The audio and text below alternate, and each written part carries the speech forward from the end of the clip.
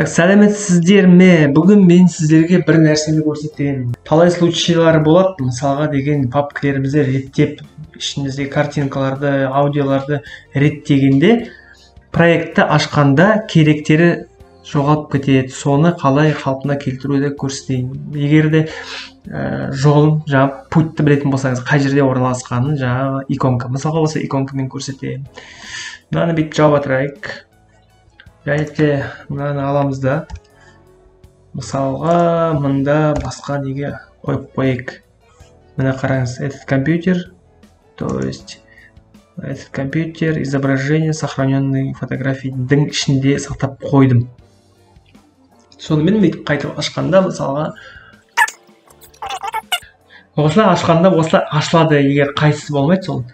Мына қараңыз, Instagram деген PNG сурет жоқ дейді. Ол деген HP монтаж материалдар, ескі материалдар, лого деген неде тұрған папкілерде. Сонымен найти-ді басамыз.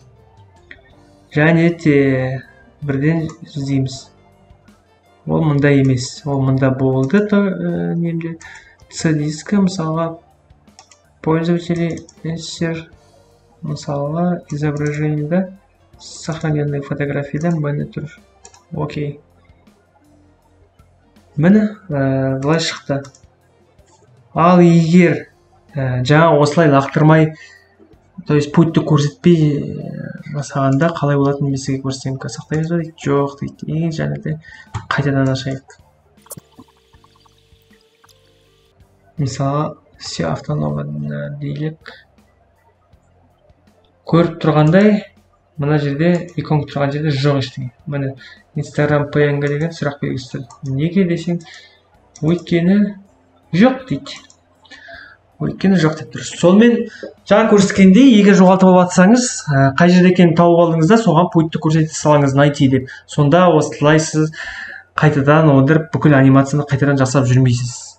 Хотя тағы бір вариант бар, анимацияны несетін. Осы жерге нені қоямыз да, қазір мен сізге оны да көрсетіп жіберейін. Бүйтіп қойып алайық.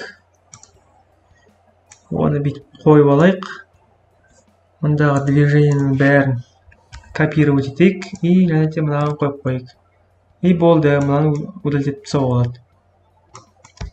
Қараңыз. Дәл сол, ештеңе өзгерген жоқ. Просто мынаның анимациясын көшіре салдым. Осы екі вариант. Пайдалы болды деген үміттемін.